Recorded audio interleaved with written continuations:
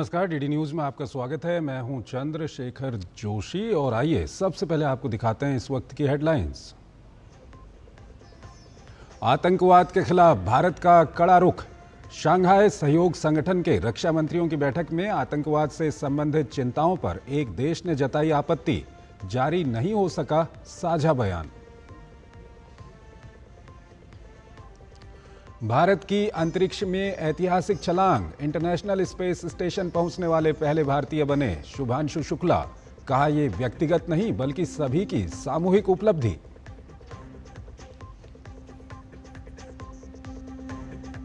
बिहार में चुनावी हलचल तेज। चुनाव आयोग की मतदाता सूची के सत्यापन पर गरमाई सियासत। अवैध विदेशी प्रवासियों को सूची से बाहर करना मकसद। विपक्ष ने जताया विरोध। एनडीए ने कहा, विपक्ष का प्रोपेगेंडा। गृहमंत्री अमित शाह ने कहा, हिंदी सभी भारतीय भाषाओं की सखी। राजभाषा विभाग के स्वर्ण जयंती समारोह में कहा, भाषा सिर्फ संवाद का माध्यम नहीं बल्कि राष्ट्र की आत्मा। पहाड़ी राज्यों में बारिश ने बढ़ाई मुसीबत। हिमाचल के कांगड़ा में अचानक आई बाढ़ से तबाही। उत्तराखंड में कई स्थानों पर अगले 7 दिनों तक बारिश का अलर्ट।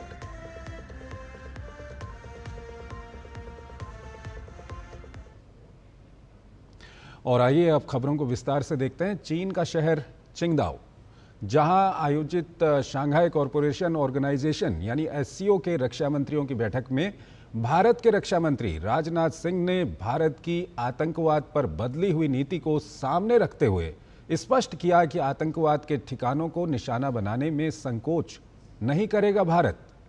आतंकवाद के खिलाफ कड़ा संदेश देते हुए उन्होंने आतंकवाद के दोषियों, आयोजकों, वित्तपोषकों और प्रायोजकों को जवाबदेह ठहराने और न्याय के कटघरे में लाने पर जोर दिया। भारत ने दुनिया को दिया कड़ा संदेश। आतंकवाद का हर कृत्य आपराधिक और अनुचित। आतंकवाद के केंद्रों को निशाना बनाने में संकोच नहीं। रक्षा मंत्री राजनाथ सिंह गुरुवार को चीन में शंघाई कॉरपोरेशन ऑर्गेनाइजेशन की रक्षा मंत्रियों की बैठक में शामिल हुए, जहां आतंकवाद के खिलाफ उन्होंने कड़ा संदेश दिया। राजनाथ सिंह ने एससीओ बैठक में सीमा पार आतंकवाद का मुद्दा उठाया। इसके साथ ही उन्होंने दोषियों को न्याय के दायरे में लाने की अपील करते हुए भारत के आतंकवाद विरोधी रुख पर जोर दिया।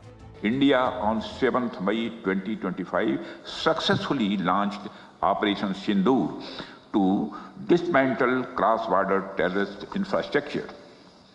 We reiterate the need to hold the perpetrators, organizers, financiers, and sponsors of reprehensible acts of terrorism, including cross-border terrorism, accountable and bring them to justice. रक्षा मंत्री राजनाथ सिंह ने कहा कि जो लोग आतंकवाद को अपने संकीर्ण और स्वार्थी उद्देश्यों के लिए इस्तेमाल करते हैं, उन्हें इसके परिणाम भुगतने होंगे। साथ ही उन्होंने कहा कि एससीओ सदस्य देशों को ऐसे देशों की निंदा करनी चाहिए जो आतंकवादियों को पनाह देते हैं। It is imperative that those who sponsor, nurture and utilize terrorism for their narrow and selfish ends must bear the consequences. Some countries use cross-border terrorism as an instrument of policy and provide shelter to terrorists. There should be no place for such double standards. SCO should not hesitate to criticize such nations. विदेश मंत्रालय ने बताया कि Shanghai सहयोग संगठन SCO के रक्षा मंत्रियों की बैठक में आतंकवाद के मुद्दे को साझा बयान में शामिल करने पर एक देश ने आपत्ति जताई, जिस वजह से साझा बयान जारी नहीं हो सका। कुछ जो सदस्य लोग हैं एससीओ के, वो इस बात पर उनकी सहमति नहीं बनी कुछ मुद्दों पर, और इसलिए वो जॉइंट स्टेटमेंट अपनाया नहीं गया। हमारे तरफ से जो हमारे अपने कुछ चिंताएं थी आतंकवाद को लेके, जिसको हम लोग चाहते थे कि उस डॉक्यूमेंट में जाए, उसके प्रति एक देश को आपत्ति थी, जिसके कारण से स्टेटमेंट को फाइनलाइज नहीं किया है। जैसे आपको पता है कि स्टेटमेंट के लिए कंसेंसस चाहिए होता है। भारत ने सम्मेलन में आतंकवाद के विभिन्न स्वरूपों का उदाहरण देते हुए उसकी सभी तरह की गतिविधियों, सीमा पार आतंकवाद, फंडिंग, साजिशकर्ताओं और प्रायोजकों पर सख्त कार्रवाई करने की बात कही। रक्षा मंत्री ने कहा कि आतंकवाद मानवता के लिए सबसे बड़ा खतरा है और इसके खिलाफ सभी 11 सदस्य देशों को एकजुट होना चाहिए। Bureau report, DD news. Axiom 4 mission की ISS पर सफलतापूर्वक डॉकिंग हो गई है। इसके साथ ही इस ऐतिहासिक मिशन ने एक और अहम पड़ाव पार कर लिया है। इसके साथ ही भारत के Shubhanshu Shukla international space station पर पहुंचने वाले पहले भारतीय अंतरिक्ष यात्री बन गए हैं। इस मिशन क्रू के चारों सदस्य इंटरनेशनल स्पेस स्टेशन पर लगभग 14 दिन रहेंगे और इस दौरान वो 60 एक्सपेरिमेंट भी करेंगे।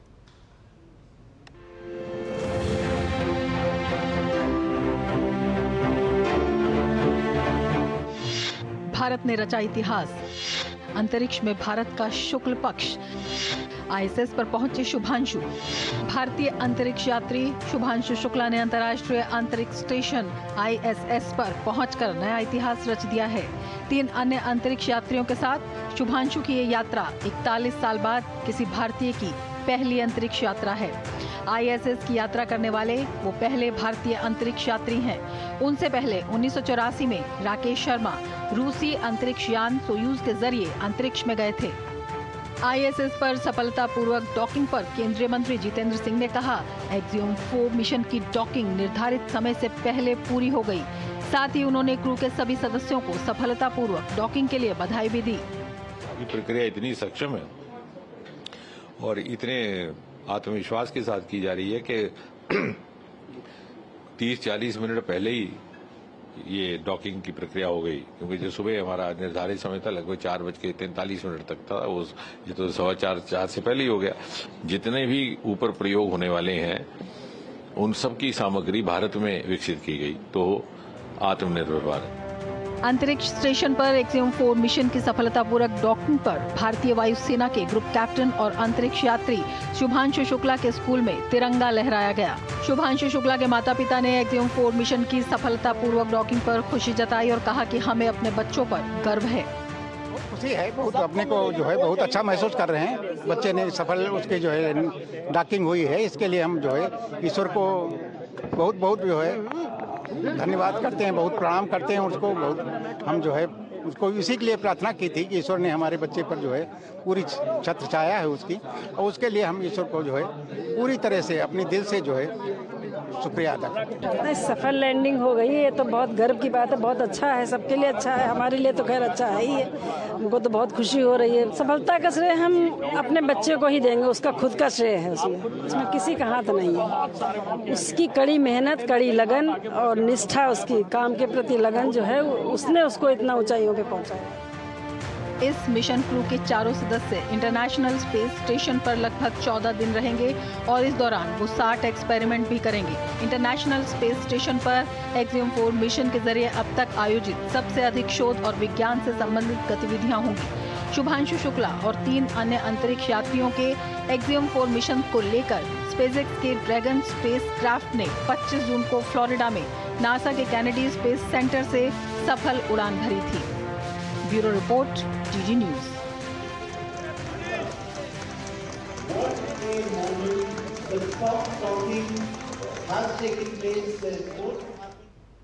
बिहार में आगामी चुनावों को लेकर हलचल तेज हो रही है। चुनाव आयोग की 9 सदस्यीय टीम बिहार दौरे पर है, लेकिन जो खबर सुर्खियों में है वो ये कि देश के 6 राज्यों में चुनाव आयोग वोटर लिस्ट की पुनः जांच करेगा।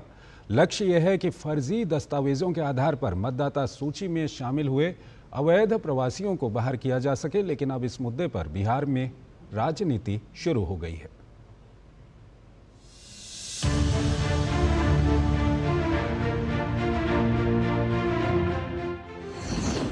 बिहार विधानसभा चुनाव को लेकर हलचल तेज। बिहार में चुनावी हलचल के बीच चुनाव आयोग का ऐलान। चुनाव आयोग ने की विशेष गहन पुनरीक्षण की घोषणा। वोटर लिस्ट की निष्पक्षता और शुद्धता की होगी जांच। बिहार में विधानसभा चुनाव को ध्यान में रखते हुए निर्वाचन आयोग ने वोटर लिस्ट की निष्पक्षता और शुद्धता सुनिश्चित करने के लिए देश के 6 राज्यों में विशेष गहन पुनरीक्षण की घोषणा की है। आयोग का मुख्य उद्देश्य फर्जी दस्तावेजों के आधार पर मतदाता सूची में शामिल हुए अवैध प्रवासियों को बाहर करना है। इसी कड़ी में वरिष्ठ उप निर्वाचन आयुक्त मनीष गर्ग के नेतृत्व में बुधवार को चुनाव आयोग की 9 सदस्यीय टीम पटना पहुंची।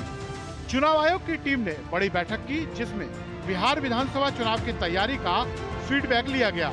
चुनाव आयोग की टीम 3 दिनों तक बिहार में रहेगी। निर्वाचक सूची के शुद्धिकरण के लिए कार्रवाई की जा रही है। सभी जगह बीएलओ से हम लोग संवाद कर रहे हैं कि उसमें अपने अपने बूथ में सभी बीएलओ जितने भी योग्य मतदाता हैं उनका नाम जोड़ें और जो गलत नाम अगर कहीं से हैं तो उनको हटाने की कार्रवाई करें। बड़ा सवाल यह है कि सही पात्र की पहचान कैसे हो। जाहिर है हर मतदाता को अपनी पहचान साबित करना जरूरी है, लेकिन कुछ सियासी दल सिर्फ पहचान की बात सुनकर बिदक गए और सत्यापन पर आपत्ति दर्ज की है। चुनाव आयोग पर कोई सवाल खड़े हो रहे हैं तो उसका चुनाव आयोग को ख्याल रखना चाहिए, अपने साख को बचाना चाहिए। एनडीए के दलों ने चुनाव आयोग के फैसले को सराहनीय बताया है और विपक्ष पर प्रोपेगेंडा फैलाने का आरोप लगाया है। ऐसे लोग जो फर्जी मतदाता हैं, जो रोहिंग्या मुस्लिम हैं या फिर बांग्लादेशी वोटर हैं, उनको वोट से बाहर करना और चुनाव को निष्पक्ष कराना, यह वास्तव में चुनाव आयोग का पहल का मैं स्वागत करता हूं। मतदाता सूची का सत्यापन और शुद्धिकरण बिल्कुल यह चुनाव आयोग का एक स्वागत योग्य कदम है। यह तय मानकों के अनुसार यह काम किया जा रहा है।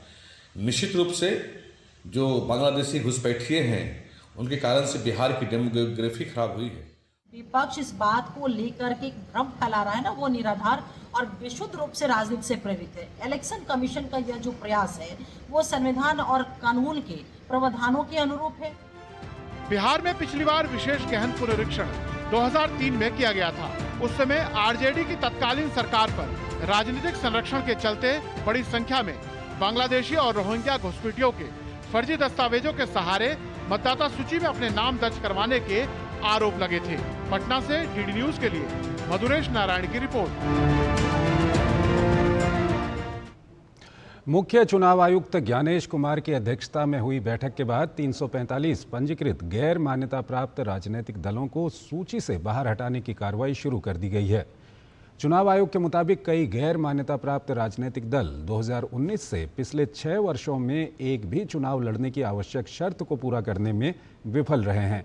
ये 345 पंजीकृत गैर मान्यता प्राप्त राजनीतिक दल देश भर के विभिन्न राज्यों और केंद्र शासित प्रदेशों में स्थित हैं। चुनाव आयोग द्वारा ऐसे पंजीकृत गैर मान्यता प्राप्त राजनीतिक दलों की पहचान करने के लिए एक राष्ट्रव्यापी अभियान चलाया गया था। अब तक ऐसे 345 पंजीकृत गैर मान्यता प्राप्त राजनीतिक दलों की पहचान की जा चुकी है।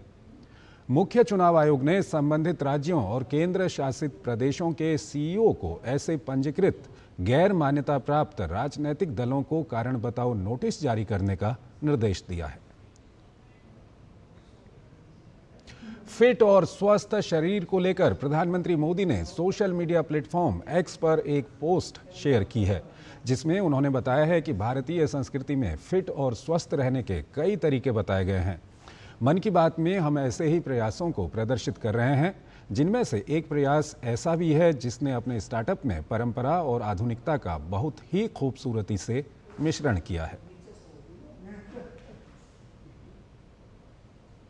मध्य प्रदेश के ग्वालियर के रेल यात्रियों के लिए एक अच्छी खबर सामने आई है। मध्य प्रदेश से दक्षिण भारत के बीच सीधी रेल कनेक्टिविटी को सशक्त करने के लिए केंद्रीय मंत्री ज्योतिरादित्य सिंधिया ने ग्वालियर बेंगलुरु एक्सप्रेस ट्रेन को हरी झंडी दिखाकर रवाना किया। मध्य प्रदेश के मुख्यमंत्री मोहन यादव वर्चुअली कार्यक्रम से जुड़े और उन्होंने भी रेल को हरी झंडी दिखाई। इस अवसर पर केंद्रीय रेल मंत्री अश्विनी वैष्णव ने कहा कि ये रेलगाड़ी साप्ताहिक होगी और ग्वालियर से शुक्रवार को और बेंगलुरु से रविवार को चलेगी।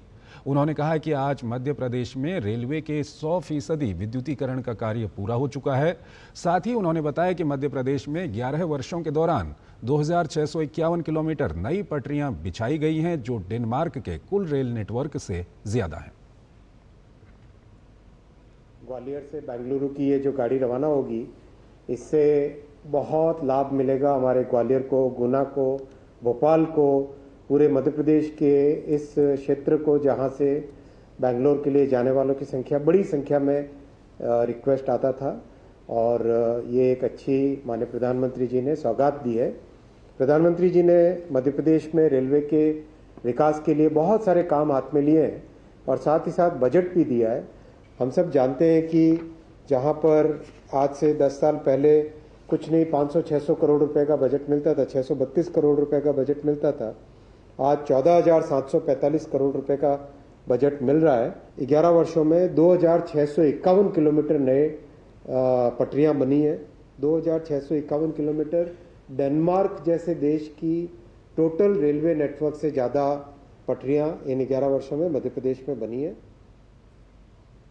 इसके बाद केंद्रीय मंत्री ज्योतिरादित्य सिंधिया ने ट्रेन में खुद यात्रियों संग सफर कर उनके साथ अंताक्षरी खेल यात्रियों का दिल जीत लिया।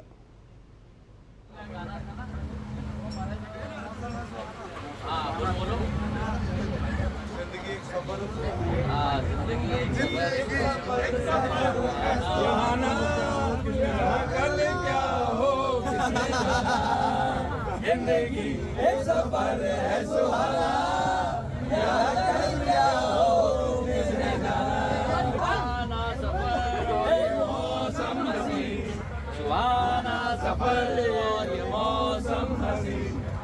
और उसके बाद क्या हमें कुछ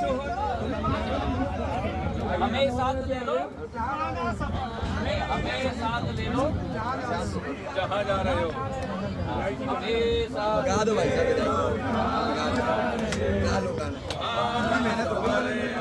मौसम हसीन,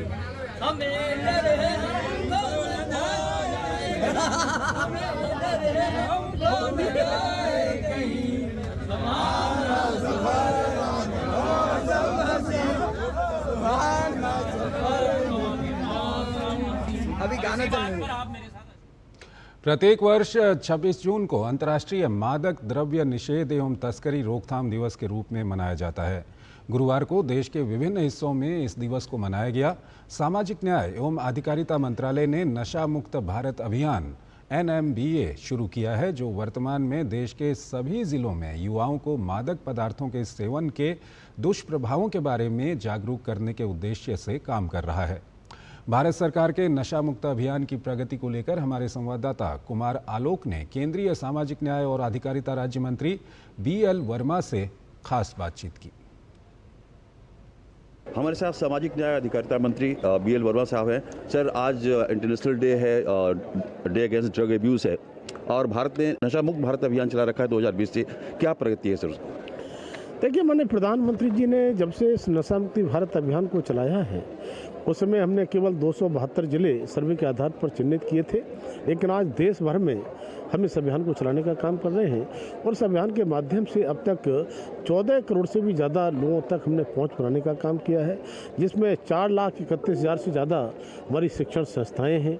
हमारे बहुत सारे NGO के साथ साथ 6 हमारे आध्यात्मिक क्षेत्र हैं, उन्होंने MOU हमारे साथ किया है। लगातार वो हमारे आध्यात्मिक क्षेत्र के लोग भी हमारे साथ लगातार काम कर रहे हैं और जिस तरह से आप देख रहे हैं कि इतनी बड़ी संख्या में ये सारे के सारे वो लोग हैं जो देश के प्रति पूरी तरह से खड़े हैं और ऐसे लोग जो देश के विकास में जिनका योगदान होना चाहिए, नशे की लत के कारण से कहीं भ्रमित थे, आज उनके लिए सही दिशा कैसे मिले, नशा मुक्ति अभियान से जुड़ करके कैसे उनको हम लाएँ। आपने नुक्कड़ नाटक भी देखे होंगे, नाटक के माध्यम से तरह तरह से लगातार हमारे चाहे नशा मुक्ति केंद्र हैं, इन माध्यमों से हम इस अभियान को तेजी से बढ़ा रहे हैं। ड्रग्स की जो समस्या थी पहले महानगरों तक सीमित थी, लेकिन अब छोटे छोटे शहरों में भी पहुंच चुकी है, उसके लिए सरकार क्या कर रही है?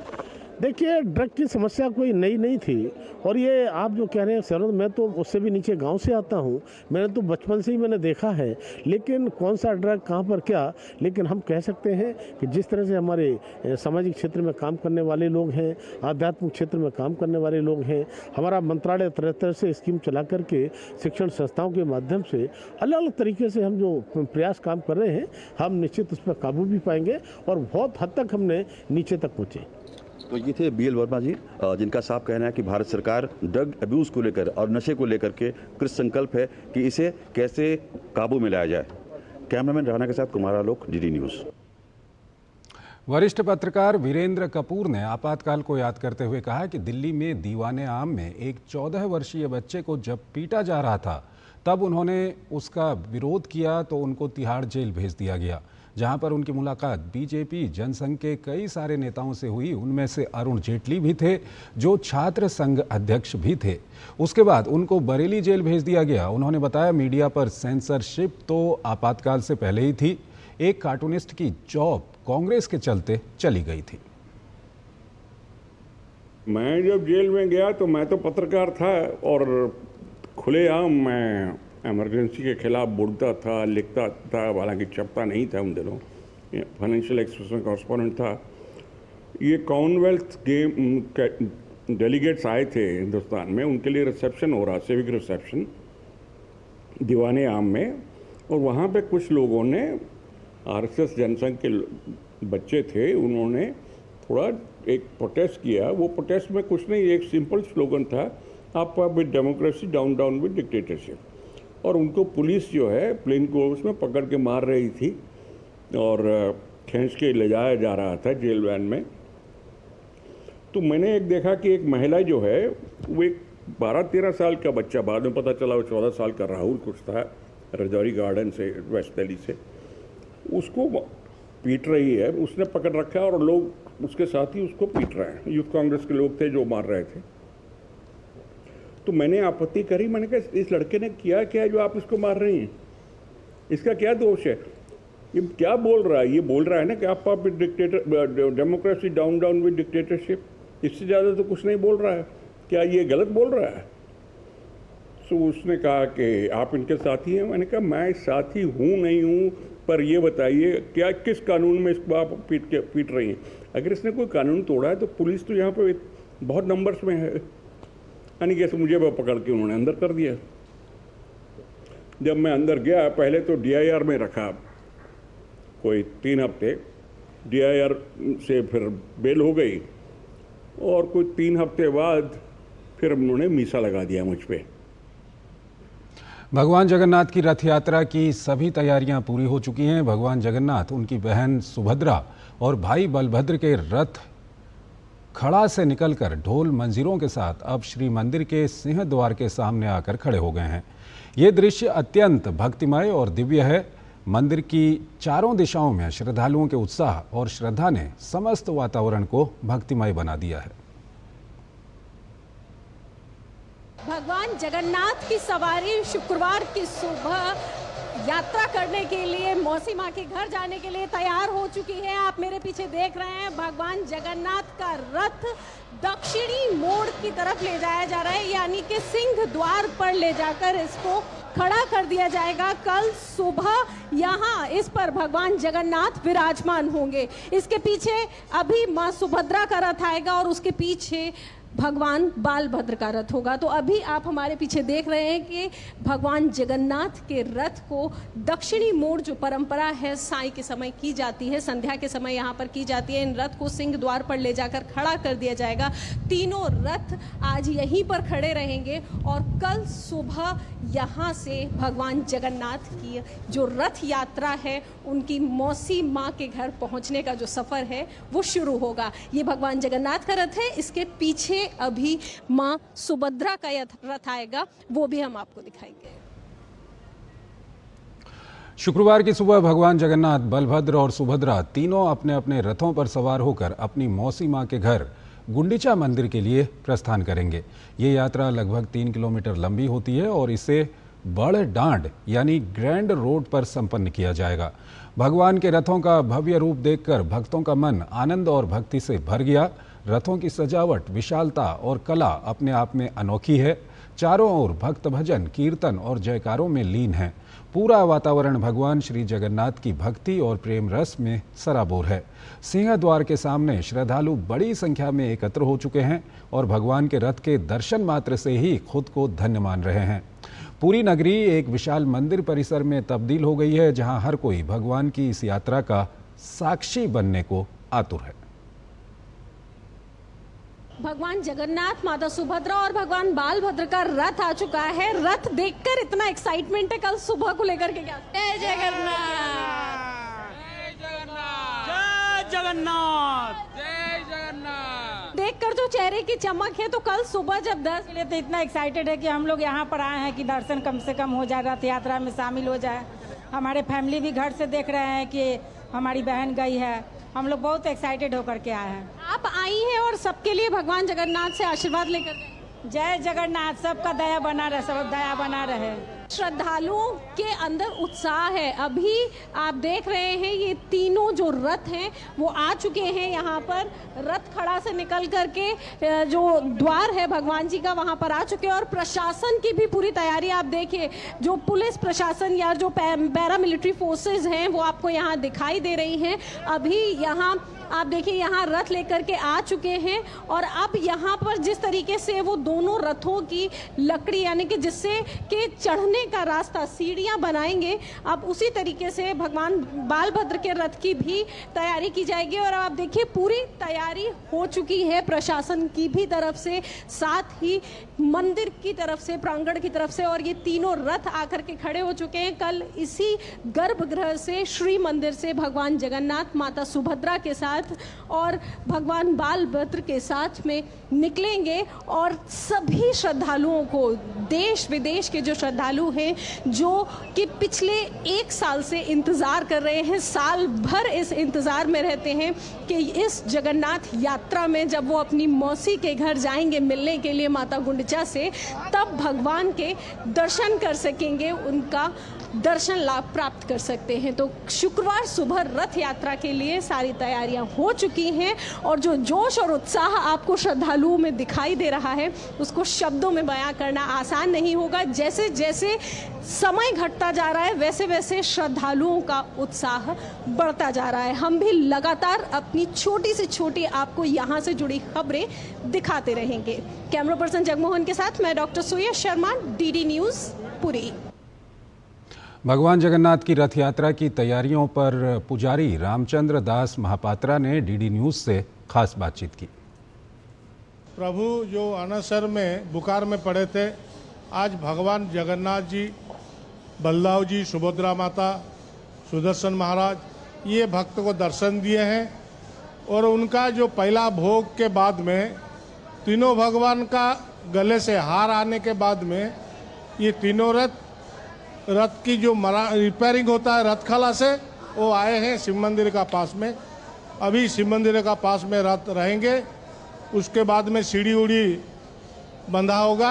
उसके बाद काल के लिए घोष यात्रा, रथ यात्रा के लिए ये प्रस्तुति भगवान के रथ के ऊपर आने के लिए वो प्रस्तुति अभी चल रहा है। ओडिशा के पुरी में 27 जून रथ यात्रा का आगाज होने जा रहा है। रथ यात्रा में शामिल होने वाले श्रद्धालुओं की सुरक्षा व्यवस्था को लेकर सरकार पूरी तरह से तैयार है। भगवान जगन्नाथ यात्रा को लेकर ओडिशा के मुख्यमंत्री मोहन चरण मांझी ने कहा है कि रथ यात्रा को सफल बनाने के लिए सरकार पूरी तरह से प्रतिबद्ध है। हमारी सरकार ने रथ यात्रा को सुचारू और सुरक्षित बनाने के लिए व्यापक तैयारियां की है। पुरी में मंदिर प्रशासन, जिला प्रशासन और राज्य सरकार के विभिन्न विभाग मिलकर कार्य कर रहे हैं। श्रद्धालुओं की सुरक्षा हमारी सर्वोच्च प्राथमिकता है। इसके लिए व्यापक पुलिस बल, सीसीटीवी निगरानी और आपातकालीन सेवाओं की व्यवस्था की गई है। अग्निशमन दल, चिकित्सा दल और एम्बुलेंस सेवाएं 24/7 उपलब्ध रहेंगी। इसके अतिरिक्त भीड़ प्रबंधन के लिए विशेष प्रशिक्षित कर्मचारियों की तैनाती की गई है। ड्रोन के साथ साथ 275 AI कैमरा भी तैनात किया गया है। पुरी में स्वच्छता अभियान को सशक्त किया गया है। पेयजल की व्यवस्था, अस्थायी शौचालय और विश्राम स्थलों की स्थापना की गई है।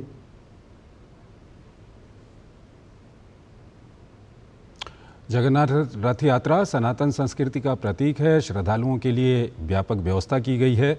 भीड़ मैनेजमेंट के लिए CCTV लगाए गए हैं। NSG, RAF, CRPF के साथ 10,000 पुलिसकर्मी तैनात रहेंगे। श्रद्धालुओं के लिए पीने के पानी और ठहरने की व्यवस्था की गई है। भगवान जगन्नाथ रथ यात्रा को लेकर इस बार भारतीय रेलवे ने अभूतपूर्व तैयारियां की हैं। केंद्रीय रेल मंत्री अश्विनी वैष्णव ने अपने लेख में इसका जिक्र करते हुए लिखा है कि आस्था, सेवा और तकनीक का संगम जगन्नाथ रथ यात्रा 2025 के लिए भारतीय रेल पूरी तरह तैयार है। देश और दुनिया से लाखों श्रद्धालु जब पुरी पहुंचेंगे तो रेलवे उनका स्वागत सेवा परमो धर्मः की भावना से करेगा। रेल मंत्री अश्विनी वैष्णव के अनुसार रेलवे हर दिन 2 लाख यात्रियों को संभालने की क्षमता के साथ तैयार है। 25,000 की क्षमता वाला होल्डिंग एरिया, 2.5 लाख मुफ्त भोजन पैकेट, कूलर, पानी, सफाई और मेडिकल सुविधाएं तीर्थयात्रियों के लिए उपलब्ध कराई गई हैं। सुरक्षा के मद्देनजर drone, CCTV, face recognition system और विशेष सुरक्षा बलों की मदद से व्यापक इंतजाम किए गए हैं। जम्मू कश्मीर के बसंतगढ़ में सुरक्षा बलों ने एक आतंकवादी को मार गिराया है। भारतीय सेना और जम्मू कश्मीर पुलिस ने संयुक्त अभियान में इस कार्रवाई को अंजाम दिया है।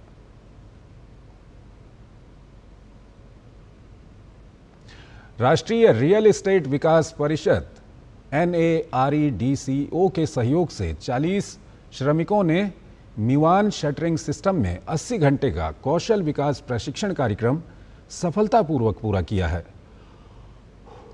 केंद्रीय आवास एवं शहरी मामले और ऊर्जा मंत्री मनोहर लाल ने इस अवसर पर कौशल प्रमाण पत्र और पहचान पत्र प्रदान किए। ये प्रशिक्षण CPWD की पहल के तहत GPRA परियोजना में आयोजित किया गया था, जिसका उद्देश्य निर्माण स्थलों पर सीधे श्रमिकों को कौशल प्रदान करना है।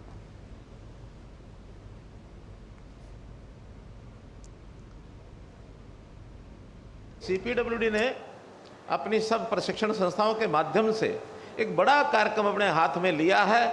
आज ही जैसा इंटरेक्शन अपना हुआ, 14 स्थानों पर ऑनलाइन जो जुड़े हैं 731 ऐसे मजदूर भाई हमारे, जिनको इस कौशल विकास के लिए और चुन करके उनकी ट्रेनिंग पूरी कराई है। केंद्रीय कृषि मंत्री शिवराज सिंह चौहान ने इंदौर स्थित ICAR राष्ट्रीय सोयाबीन अनुसंधान संस्थान में सोयाबीन उत्पादन के संबंध में आयोजित समीक्षा बैठक में भाग लिया।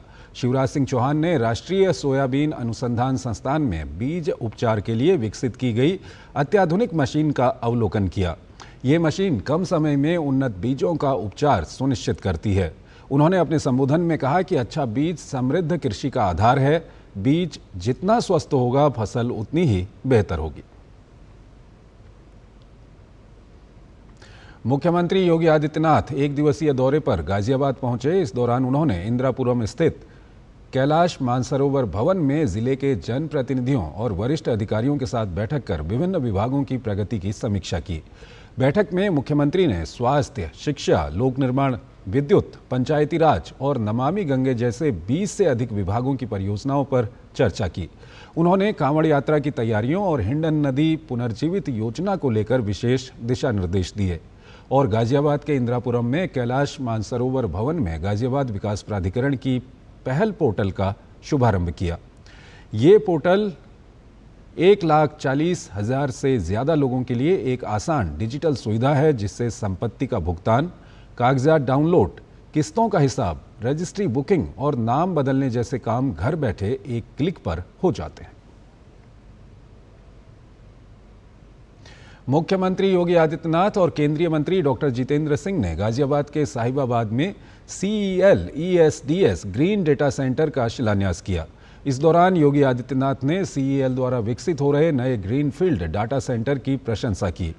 मुख्यमंत्री ने कहा कि CEL प्रधानमंत्री के विकसित भारत के सपने को साकार करने में महत्वपूर्ण भूमिका निभा रहा है। उन्होंने कहा कि CEL जैसे संस्थानों के माध्यम से ही नया भारत अपनी शक्ति, तकनीक और आत्मविश्वास के साथ आगे बढ़ रहा है। एक समय डिसइन्वेस्टमेंट का पार्ट बना हुआ CEL आज भारत की मिनी रत्न कंपनी के रूप में अपना नाम दर्ज कर रही है और प्रॉफिट का, अपना लाभांश का चेक भी आज माननीय मंत्री जी को सौंपा है। ये सचमुच एक सक्सेस स्टोरी है और ये वो स्टोरी है जो आदरणीय प्रधानमंत्री मोदी जी के 2047 में विकसित भारत के सपने को, उन संकल्पों को साकार करने की दिशा में एक मिनी रत्न कंपनी के रूप में सीएल अपनी भूमिका का निर्वहन करने के लिए तत्पर दिखाई दे रहा है। देश में आपातकाल के 50 वर्ष पूरे होने दिल्ली में एक कार्यक्रम आयोजित किया गया, जिसमें केंद्रीय मंत्री नितिन गडकरी ने शिरकत करते हुए कहा कि भारत मदर ऑफ डेमोक्रेसी है, लेकिन आपातकाल के दौरान देश ने घिनौनी तस्वीर देखी। इस अवसर पर नितिन गडकरी ने व्यक्तिगत अनुभव का जिक्र करते हुए कहा कि लोगों के अधिकारों को ताक पर रख दिया गया था। उन्होंने कहा कि लोगों को उस काले अध्याय को याद रखना चाहिए ताकि भविष्य में लोकतंत्र से कोई खिलवाड़ न हो सके। जिन जिन कार्यकर्ताओं ने, प्रचारकों ने उस समय जिनका निधन हुआ, हमको छोड़कर चले गए, संघर्ष करते करते उनको भी हमने याद करके उनको भी श्रद्धांजलि देनी चाहिए और ये संकल्प करना चाहिए कि भविष्य में अब लोकतंत्र में ऐसा खिलवाड़ करने की किसी की हिम्मत नहीं होनी चाहिए। ये संकल्प हम सब ने करना चाहिए। इस अवसर पर बोलते हुए आरएसएस के सर कार्यवाह दत्तात्रेय होसबोले ने कहा कि आपातकाल को 50 वर्ष हो गए हैं। जिन्होंने आपातकाल के दौरान यातनाएं झेली हैं, वो पीढ़ी बदल गई है। उन्होंने कहा कि अब नई पीढ़ी को इस विषय के बारे में सजग रहने के लिए बताना चाहिए। वर्तमान पीढ़ी को बताने के लिए क्या हमारी योजना है, ये होनी चाहिए। लोकतंत्र के संदर्भ में, संविधान के संदर्भ में भारत में इतने बड़े देश के ऊपर एक तानाशाही से सब प्रकार के मौलिक अधिकार का हनन करने का प्रयत्न कोई करने के सोच भी सकते हैं और सोचेंगे, प्रयत्न करेंगे तो भी वो सफल नहीं हो सकते हैं। ये जो भारत की इतिहास है, इसके जो पाठ है, इसके जो संदेश है, इसके पीछे की जो सावधानी बरतने की बात है, इन बातों को हर पीढ़ी को बतानी चाहिए। पहले महिला हॉकी इंडिया मास्टर्स कप 2025 में फाइनल की तस्वीर साफ हो गई है। हॉकी एसोसिएशन ऑफ ओडिशा और हॉकी पंजाब ने सेमीफाइनल में शानदार जीत दर्ज कर खिताबी मुकाबले में अपनी जगह पक्की कर ली है। अब ब्रॉन्ज मेडल के लिए हॉकी हरियाणा और हॉकी यूनिट ऑफ तमिलनाडु आमने सामने होंगी। वहीं 27 जून को हॉकी एसोसिएशन ऑफ ओडिशा और हॉकी पंजाब के बीच फाइनल मुकाबला खेला जाएगा। भारत को पहले टेस्ट मैच में हराने के बाद इंग्लैंड क्रिकेट टीम ने दूसरे मैच के लिए भी कमर कस ली है। लीड्स टेस्ट में जीत के बाद इंग्लैंड क्रिकेट बोर्ड ने सीरीज के दूसरे मैच के लिए अपने 15 सदस्यों वाले स्क्वाड का ऐलान कर दिया है। पिछले 4 से 5 साल से लगातार चोट की परेशानियों से जूझ रहे जोफ्रा आर्चर को बर्मिंघम के एजबेस्टन में 2 जुलाई से होने वाले इस दूसरे टेस्ट मैच टीम में शामिल किया है। हालांकि लीड्स टेस्ट के स्क्वाड से किसी भी खिलाड़ी को बाहर नहीं किया गया है। आर्चर करीब 4 साल से ज्यादा वक्त के बाद पहली बार टेस्ट मैच खेलेंगे। आर्चर की वापसी इंग्लैंड की गेंदबाजी के लिए बड़ी राहत की बात है।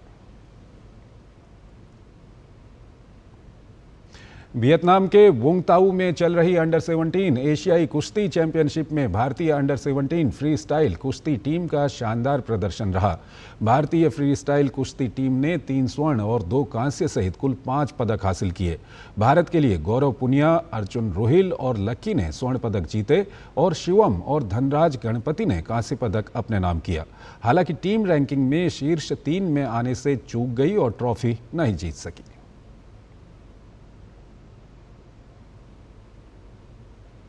भारत के T20 कप्तान सूर्य कुमार यादव का जर्मनी के म्यूनिख में पेट के दाएं और खेल हार्निया का सफल ऑपरेशन हुआ।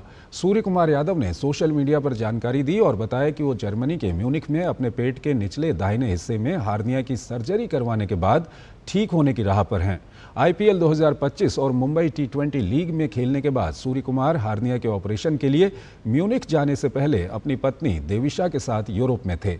ये दूसरी बार है जब सूर्य कुमार ने स्पोर्ट्स हार्निया सर्जरी करवाई है। कुछ सप्ताह बाद सूर्य कुमार बेंगलुरु में BCCI सेंटर फॉर एक्सीलेंस में अपना रिकवरी और रिहैब कार्यक्रम शुरू करेंगे। सूर्य कुमार ने आखिरी बार भारत के लिए इंग्लैंड के खिलाफ 5 मैचों की T20 सीरीज में खेला था। दिल्ली में राजभाषा विभाग का स्वर्ण जयंती समारोह कार्यक्रम का आयोजन किया गया। केंद्रीय गृह मंत्री अमित शाह कार्यक्रम में शामिल हुए। उन्होंने कहा, कोई भी देश अपनी भाषा छोड़कर अपनी संस्कृति, साहित्य, इतिहास और संस्कार को चिरंजीव नहीं रख सकता। अमित शाह ने कहा कि भाषा किसी भी देश की आत्मा है। गृह मंत्री ने कहा कि किसी भी विदेशी भाषा का विरोध नहीं है, लेकिन आग्रह हिंदी या अन्य भारतीय भाषाओं में सोचने का होना चाहिए। अमित शाह ने कहा कि देश का प्रशासनिक कामकाज भारतीय भाषाओं में होना चाहिए। गृह मंत्री अमित शाह ने कहा कि हिंदी और अन्य भारतीय भाषाएं भारत को सशक्त करने का माध्यम बने, इस दिशा में प्रयास किया जा रहा है। देश का एक आम किसान, एक मजदूर, एक छोटा सा बच्चा और बड़े से बड़ा व्यक्ति समझ पाए, ऐसी भाषाओं में हमारा प्रशासन चलना चाहिए और ये लोकतंत्र के मूल उद्देश्यों में शामिल है कि देश का प्रशासन देश के लोगों की भाषा में होना चाहिए। और एक प्रकार से भारत के आत्मसम्मान को जागरूक करने के लिए भी भारतीय भाषाओं का उपयोग प्रशासन में हो, ये बहुत जरूरी था। गृह मंत्री ने कहा है कि हिंदी अन्य सभी भारतीय भाषाओं की सहयोगी है। आज हिंदी और अन्य भारतीय भाषाओं में मेडिकल और इंजीनियरिंग की पढ़ाई की पहल की गई है। नई शिक्षा नीति में स्थानीय भाषा में कक्षा 5 तक की पढ़ाई अनिवार्य की गई है। अमित शाह ने कहा कि हिंदी, अंग्रेजी के साथ अब कुल 13 भाषाओं में देश में जेईई, नीट और सीयूईटी की परीक्षाएं आयोजित हो रही हैं। पहले कभी भी सीएपीएफ के कांस्टेबल की भर्ती में अंग्रेजी या हिंदी में ही आप कर सकते हैं। हमने ही इसको लचीला बनाकर हमने 13 भाषाओं को इसके परीक्षा देने की अनुमति दी और आज मुझे कहते हुए आनंद है कि 95% परीक्षार्थी अपनी मातृभाषा में कांस्टेबल का परीक्षा दे रहे हैं। 95%। यही बताता है कि आने वाले दिनों में भारतीय भाषाओं का भविष्य कितना उज्जवल है। गृह मंत्री ने राजभाषा हिंदी को समृद्ध बनाने के प्रयासों का उल्लेख भी किया। राजभाषा स्वर्ण जयंती समारोह को दिल्ली की मुख्यमंत्री रेखा गुप्ता ने भी संबोधित किया। इस मौके पर कई किताबों का विमोचन भी किया गया। ऑपरेशन सिंदूर की सफलता और सेना की शौर्य गाथाओं पर सिंदूर पुस्तक का भी विमोचन इस मौके पर किया गया। शैलेंद्र मिश्र, डीडी न्यूज, दिल्ली। 12 जून को अहमदाबाद में दुर्घटनाग्रस्त हुए एयर इंडिया के विमान के दोनों ब्लैक बॉक्स को मंगलवार 24 जून को दिल्ली लाया गया था, जहां विमान दुर्घटना जांच ब्यूरो यानी AAIB की लैब में कॉकपिट वॉइस रिकॉर्डर और फ्लाइट डेटा रिकॉर्डर से डेटा निकालकर उसका विश्लेषण करने का काम चल रहा है। दोनों ब्लैक बॉक्स के दिल्ली पहुंचने पर मंगलवार को ही AAIB और ATSB यानी राष्ट्रीय परिवहन सुरक्षा बोर्ड की टीम ने डेटा निकालने का काम शुरू कर दिया। दुर्घटना स्थल से बीते 13 और 16 जून को मलबे से CVR और FDR को निकाला गया, जिसके बाद से उन्हें लगातार पुलिस की निगरानी में रखा गया। ये पूरी कार्रवाई घरेलू और अंतर्राष्ट्रीय कानूनों के तहत समयबद्ध तरीके से की जा रही है। ब्लैक बॉक्स से मिले डेटा के आधार पर दुर्घटना के कारणों को समझने में मदद मिलेगी। और आइए अब बात करते हैं मौसम की। देश भर में बारिश ने मुश्किलें बढ़ा दी हैं। कहीं बाढ़ के हालात हैं तो कहीं जल भराव से जनजीवन अस्त व्यस्त हो गया है। पहाड़ी क्षेत्रों में भूस्खलन के कारण हालात अधिक गंभीर बने हुए हैं। और जानकारी के लिए ये रिपोर्ट देखिए। हिमाचल में भारी बारिश से आई बाढ़, उत्तराखंड में कई जगह भूस्खलन, दिल्ली में मॉनसून की होगी एंट्री, महाराष्ट्र में भी जल प्रलय, पानी पानी हुआ राजस्थान। हिमाचल प्रदेश में बारिश और बाढ़ ने तबाही मचाई हुई है। यहां कुल्लू जिले और कांगड़ा जिले में पिछले 24 घंटों में बादल फटने और 9 स्थानों पर अचानक आई बाढ़ की घटना हुई है। यहां नदी नाले उफान पर हैं। ऐसे में मंडी जिले में जलस्तर बढ़ने पर पंडोह डैम के 3 गेट खोल दिए गए हैं। कुल्लू जिले की सैंज घाटी में बादल फटने की घटना के बाद ब्यास नदी का जलस्तर तेजी से बढ़ा है। कुल्लू में बाढ़ के बाद अब धर्मशाला में भी हालात खराब हैं। जिले के खनियारा मणुणी खड्ड का जलस्तर कल अचानक बढ़ गया, जिससे आए तेज बहाव में एक क्रशर में काम कर रहे कई मजदूर बह गए। रेस्क्यू ऑपरेशन के दौरान अब तक कुल 4 शव बरामद हो चुके हैं। चंबा जिले के एक व्यक्ति को जीवित रेस्क्यू किया गया। प्रशासन के अनुसार 4 व्यक्ति अभी भी लापता हैं, जिनकी तलाश जारी है। रेस्क्यू टीम ने वहाँ से जब ऊपर मूव किया तो 2 बॉडीज पाई गई थी। रात लगभग 11:30 पौने 12 बजे तक इस बात की आधिकारिक तौर पे पुष्टि हुई है कि 6 लोग इस समय मिसिंग हैं और एक व्यक्ति जो है वो जंगल की तरफ भागा है। अर्ली मॉर्निंग जो जंगल की तरफ व्यक्ति गया था उसके लिए SDRF की एक टीम और साथ में NDRF के लोग भी गए थे और वो सुरक्षित निकाला गया है। बारिश के कारण केदारनाथ यात्रा मार्ग पर मुनकटिया में भी भूस्खलन हो गया। मलबा आने से मार्ग अवरुद्ध हो गया, जिस कारण केदारनाथ यात्रियों को सोनप्रयाग में रोका गया है। सोनप्रयाग शटल पुल के समीप भी पहाड़ी से पत्थर और बोल्डर्स गिर रहे हैं। बुधवार को भी 4 घंटे तक सोनप्रयाग में यात्रियों को रोका गया था। NDRF, SDRF की टीमों ने कई पर्यटकों को रेस्क्यू किया है। मार्ग को ठीक करने का काम भी लगातार जारी है। जम्मू और कश्मीर में भारी बारिश से कई इलाके प्रभावित हुए हैं। जम्मू कश्मीर के प्रानू के पास डोडा भद्रवाह सड़क पर अचानक आई बाढ़ ने रास्ता जाम कर दिया। कई वाहन फंस गए। राहत और बचाव कार्य जारी हैं। जम्मू में तवी नदी का जलस्तर खतरे के निशान को पार कर गया है, जिससे आसपास के इलाकों को अलर्ट किया गया है। मौसम विभाग ने जम्मू और श्रीनगर में 3 दिन का ऑरेंज अलर्ट जारी किया है। गुजरात में भी मॉनसून ने रौद्र रूप धारण कर लिया है। सूरत समेत राज्य के 26 जिलों में भारी बारिश ने जनजीवन अस्त व्यस्त कर दिया है। गुजरात के नवसारी में लगातार हो रही बारिश के चलते कई इलाके जलमग्न हो गए हैं। लगातार भारी बारिश के कारण महाराष्ट्र में भी जनजीवन पर असर पड़ा है। महाराष्ट्र के वर्धा जिले में भारी बारिश के बाद देवली तालुका के डिगदोह गांव में बाढ़ आ गई। शिरपुर, वाशिम में जलभराव हो गया है। राजस्थान के कई हिस्सों में हल्की से लेकर भारी बारिश के साथ गरज, चमक और बिजली गिरने की घटनाएं दर्ज की गई। पिछले 24 घंटों में पूर्वी राजस्थान के भुंगरा में सबसे अधिक 115 मिलीमीटर बारिश दर्ज की गई। केरल में तेज मानसूनी बारिश हुई। एर्नाकुलम, इडुक्की और त्रिशूर जिलों के कुछ निचले इलाकों में बाढ़ की स्थिति बन गई। मौसम विभाग ने इन 3 जिलों में रेड अलर्ट जारी किया है। ओडिशा के संबलपुर में कई जगहों पर बारिश हुई, जिससे यहां सामान्य जीवन पर असर पड़ा। सड़कों पर पानी भरने से आवाजाही भी प्रभावित हुई। भारतीय मौसम विभाग ने 30 जून तक कई राज्यों में भारी बारिश की चेतावनी जारी की है।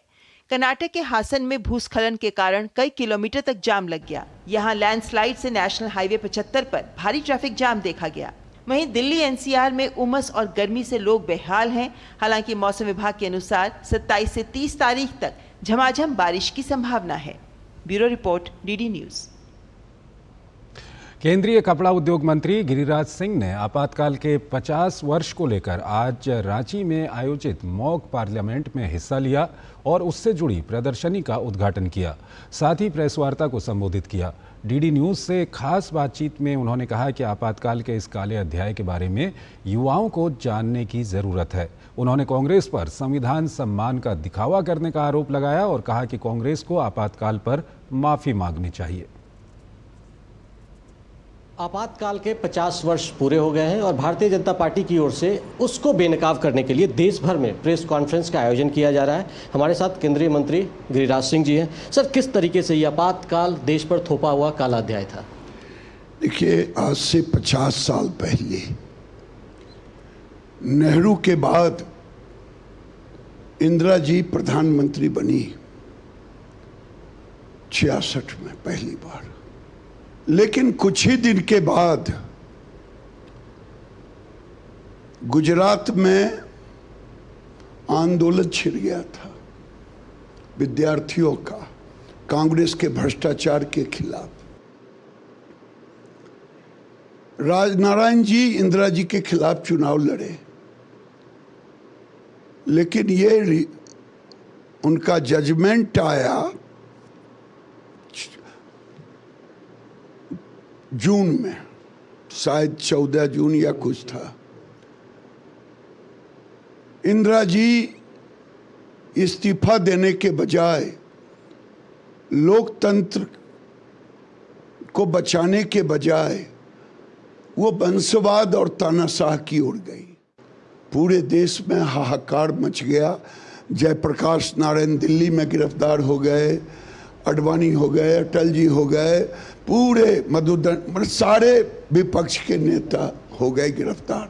लोकतंत्र में कितनी बड़ी ताकत है, अगर उसका गला घोटा जाता है तो निश्चित तौर पर भारतीय जनता पार्टी जो काला दिवस मना रही है उसके रूप में वो लोगों को जागरूक भी करती रहेगी। अपने सहयोगी सौरभ के साथ मैं दिवाकर कुमार, दूरदर्शन समाचार, रांची। और आइए अब नजर डालते हैं देश की कुछ और महत्वपूर्ण खबरों पर फटाफट अंदाज में। राष्ट्रपति द्रौपदी मुर्मू ने सर गंगाराम अस्पताल में अत्याधुनिक कैंसर केयर सेंटर का उद्घाटन किया और कैंसर के मरीजों से मुलाकात की। इस सेंटर में 200 से ज्यादा कैंसर मरीजों के इलाज के लिए बेड उपलब्ध है। इटावा के कथावाचक अपमान केस में पुलिस ने बड़ी कार्रवाई की है। इटावा पुलिस ने दोनों कथावाचकों के खिलाफ फर्जी आधार कार्ड बनाने और जाति छुपाकर कथा करने के मामले में धोखाधड़ी का मुकदमा दर्ज किया है। दिल्ली सरकार के पूर्व स्वास्थ्य मंत्री सत्येंद्र जैन और सौरभ भारद्वाज के खिलाफ भ्रष्टाचार का मामला दर्ज किया गया है। दरअसल जांच में 2018-19 की 24 अस्पताल परियोजनाओं में अनियमितताओं, बेवजह देरी और लागत में भारी वृद्धि पाई गई है। छत्तीसगढ़ के अबूझमाड़ इलाके में सुरक्षा बलों और नक्सलियों के बीच मुठभेड़ हुई, जिसमें 2 महिला नक्सलियों को ढेर कर दिया गया। तलाशी के दौरान एक इंसास राइफल और दूसरे हथियार भी बरामद किए गए हैं। ओडिशा पुलिस भगवान जगन्नाथ रथ यात्रा को व्यवस्थित तरीके से आयोजित करने के लिए पूरी तरह तैयार है। इस अवसर पर ओडिशा के पुलिस महानिदेशक योगेश बहादुर खुरानिया ने एकीकृत कमान एवं नियंत्रण केंद्र का दौरा किया। साथ ही इस बार भारतीय रेलवे ने भी अभूतपूर्व तैयारियां की हैं। भारतीय तटरक्षक बल ने पहले फास्ट पेट्रोलिंग वेसल अदम्य को शामिल किया है। इस जहाज को पूरी तरह से गोवा शिपयार्ड लिमिटेड ने डिजाइन और निर्मित किया है। इसमें 60% से अधिक स्वदेशी उपकरणों का प्रयोग किया गया है। नई दिल्ली के कस्तूरबा नगर में केंद्रीय लोक निर्माण विभाग द्वारा कौशल विकास प्रशिक्षण कार्यक्रम का आयोजन किया गया। इस कार्यक्रम में केंद्रीय मंत्री मनोहर लाल शामिल हुए। केंद्रीय मंत्री ने श्रमिकों को प्रशिक्षण प्रमाण पत्र भी वितरित किए। उत्तर प्रदेश के इटावा जिले में बिहार से दिल्ली जा रही double decker bus Agra Lucknow expressway पर हादसे का शिकार हो गई। इस हादसे में 2 यात्रियों की मौत हो गई, जबकि 50 से अधिक लोग घायल हो गए। सभी घायलों का उपचार जारी है। उत्तराखंड के रुद्रप्रयाग में एक बड़ा हादसा हो गया। दरअसल घोलतीर में यात्रियों से भरी एक टेम्पो ट्रेवलर अनियंत्रित होकर अलकनंदा नदी में गिर गई, जिसमें एक व्यक्ति की मौत हो गई। वाहन में 18 लोग सवार थे। प्रशासन की टीम राहत कार्यों में जुटी हुई है। भारत ने सतत विकास के क्षेत्र में एक उल्लेखनीय उपलब्धि हासिल की है। नीति आयोग ने बताया कि 2025 के सतत विकास रिपोर्ट में भारत ने वैश्विक रैंकिंग में 10 पायदान की छलांग लगाई है। 167 देशों की सूची में भारत अब 99वें स्थान पर पहुंच गया है। इस सूची में पिछले वर्ष भारत 109वें स्थान पर था। और आइए अब बात करते हैं भगवान जगन्नाथ रथ यात्रा की। केंद्रीय रेल मंत्री अश्विनी वैष्णव ने अपने लेख में इसका जिक्र करते हुए लिखा है कि आस्था, सेवा और तकनीक का संगम जगन्नाथ रथ यात्रा 2025 के लिए भारतीय रेल पूरी तरह तैयार है। देश और दुनिया से लाखों श्रद्धालु जब पुरी पहुंचेंगे तो रेलवे उनका स्वागत सेवा परमो धर्म की भावना से करेगा। भगवान जगन्नाथ रथ यात्रा को लेकर इस बार भारतीय रेलवे ने अभूतपूर्व तैयारियां की हैं। रेल मंत्री ने अपने लेख के जरिए बताया कि रथ यात्रा के दौरान श्रद्धालुओं की सुविधा के लिए भारतीय रेल 850 नियमित, 365 विशेष ट्रेन सहित कुल 1215 ट्रेन सेवाएं संचालित कर रही है। तीर्थयात्रियों की बढ़ती संख्या को देखते हुए रेलवे ने पुरी स्टेशन और अन्य प्रमुख स्टेशनों पर अतिरिक्त टिकट काउंटर, 10 प्लेटफॉर्म और AI आधारित डिमांड प्रेडिक्शन सिस्टम की मदद से ट्रेनों का बेहतर संचालन सुनिश्चित किया है। रेल मंत्री अश्विनी वैष्णव के अनुसार रेलवे हर दिन 2 लाख यात्रियों को संभालने की क्षमता के साथ तैयार है। 25,000 की क्षमता वाला होल्डिंग एरिया, 2.5 लाख मुफ्त भोजन पैकेट, कूलर, पानी, सफाई और मेडिकल सुविधाएं तीर्थयात्रियों के लिए उपलब्ध कराई गई हैं। सुरक्षा के मद्देनजर drone, CCTV, face recognition system, विशेष सुरक्षा बलों की मदद से व्यापक इंतजाम किए गए हैं। रेलवे की विशेष तकनीकी टीम रथों की मरम्मत, दिशा निर्धारण और सुगम आवाजाही की निगरानी करती आ रही है। दिव्यांगों, बुजुर्गों, महिलाओं और बीमार यात्रियों की विशेष देखभाल की व्यवस्था की गई है। एम्बुलेंस, डॉक्टर और फर्स्ट एड काउंटर भी तैनात किए गए हैं। रेल मंत्री अश्विनी वैष्णव ने अपने लेख में जिक्र किया कि रथ यात्रा के दौरान भारतीय रेल न केवल सेवा का उदाहरण पेश कर रही है, बल्कि पूरी स्टेशन को आस्था आधारित सार्वजनिक सेवा के मॉडल के रूप में भी विकसित कर रही है। वहीं ओडिशा के रेल बजट में भी 12 गुना वृद्धि की गई है। 2025-26 में इस राज्य के लिए 10,500 करोड़ रुपए आवंटन किए गए हैं। ओडिशा में भारतीय रेलवे द्वारा 2100 किलोमीटर नई पटरियां बिछाई गई हैं। साथ ही 73,000 करोड़ रुपए की रेल परियोजनाएं प्रगति पर हैं। अभिषेक सिंह की रिपोर्ट, DD न्यूज। पिछले वर्ष 4 जून को लोकसभा चुनाव का परिणाम सामने आया था, जिसमें देश की जनता ने लगातार तीसरी बार प्रधानमंत्री नरेंद्र मोदी के नेतृत्व में NDA सरकार को देश की बागडोर सौंपी थी। उसके बाद पिछले साल 26 जून को ओम बिरला ने 18वीं लोकसभा के अध्यक्ष का पद ग्रहण किया था। पिछले एक साल में लोकसभा ने विभिन्न आयामों में नया अध्याय लिखा है, फिर चाहे वो रिकॉर्ड प्रोडक्टिविटी की बात हो या जनहित से जुड़े विधेयक पारित कराने की। ये रिपोर्ट देखिए। देश में पिछले साल हुए आम चुनाव के बाद 18वीं लोकसभा को 1 वर्ष पूरा हो चुका है। इस एक साल में हमें भारत की लोकतांत्रिक यात्रा का एक नया अध्याय देखने को मिला है। देश की 18वीं लोकसभा में कुल 372 घंटे 36 मिनट की कार्यवाही देखने को मिली है, जिसमें 103% से ज्यादा की रिकॉर्ड प्रोडक्टिविटी दर्ज की गई। बीते 3 अप्रैल को एक ही दिन में शून्यकाल के दौरान 204 मुद्दे उठाए गए, जो लोकसभा के इतिहास का सबसे बड़ा आंकड़ा है। 18वीं लोकसभा में सिर्फ चौथे सत्र तक ही जनहित से जुड़े 24 विधेयक पारित हो चुके हैं, जैसे सामाजिक न्याय को सशक्त करने वाला वक्फ बोर्ड संशोधन विधेयक 2024, आपदा के समय त्वरित और सटीक कार्रवाई हेतु आपदा प्रबंधन संशोधन विधेयक 2024, उड्डयन क्षेत्र में ऐतिहासिक सुधारों के लिए भारतीय वायुयान विधेयक 2024, राष्ट्रीय सुरक्षा को नई मजबूती प्रदान करने हेतु इमिग्रेशन और फॉरेनर्स बिल 2025 आदि। 18वीं लोकसभा अंतर्राष्ट्रीय मंचों पर भी भारत के लोकतांत्रिक मूल्यों की मजबूत आवाज बन रही है। इस दौरान भारतीय संसदीय प्रतिनिधिमंडल ने अनेक वैश्विक मंचों पर अपनी आवाज रखी, जैसे 11 और 12 जुलाई 2024 को रूस सेंट पीटर्सबर्ग में 10वां ब्रिक्स पार्लियामेंट्री फोरम में, 13 से 17 अक्टूबर 2024 को जिनेवा स्विट्जरलैंड में 149वीं IPU असेंबली में, 6 से 9 जनवरी 2025 तक यूनाइटेड किंगडम में विभिन्न द्विपक्षीय वार्ताएं हुईं। साथ ही 10 जनवरी 2025 को ग्वेर्नसे में CSPOC स्टैंडिंग कमेटी मीटिंग हुई। वहीं 5 से 9 अप्रैल 2025 तक ताशकंद उज्बेकिस्तान में 150वीं IPU असेंबली हुई। 3 से 5 जून 2025 तक ब्रासीलिया ब्राजील में 11वां ब्रिक्स पार्लियामेंट्री फोरम में भारत ने अपनी बात रखी। इन मंचों पर लोकसभा अध्यक्ष ओम बिरला के नेतृत्व में भारतीय प्रतिनिधिमंडल ने विश्व को लोकतंत्र, वैश्विक सहयोग और शांति का मंत्र दिया। वहीं भारतीय संसद वैश्विक लोकतांत्रिक विचारों का भी केंद्र बनी, जब 9 देशों से संसद सदस्यों के प्रतिनिधिमंडल भारत पहुंचे। इनमें जापान, मॉरिशस, UAE, रूस के प्रतिनिधिमंडल शामिल रहे। पिछले 1 वर्ष में लोकसभा अध्यक्ष ओम बिरला की पहल पर लोकसभा ने डिजिटलीकरण की दिशा में कई कदम उठाए हैं। डिजिटल संसद प्रोजेक्ट 2.0 इस परिवर्तन का सबसे बड़ा उदाहरण है।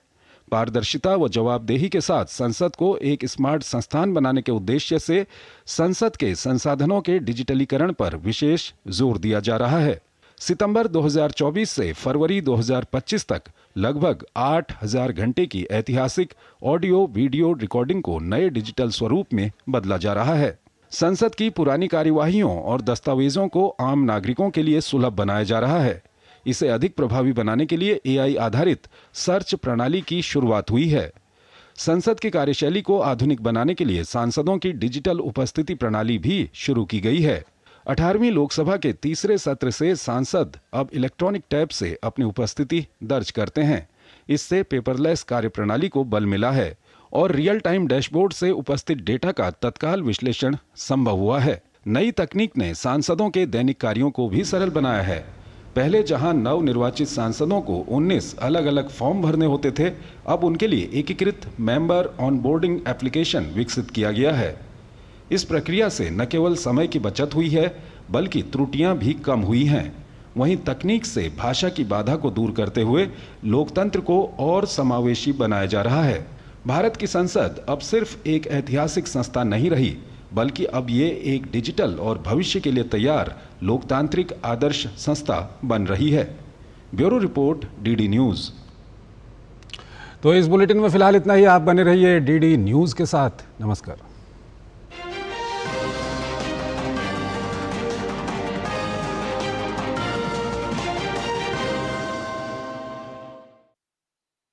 जिंदगी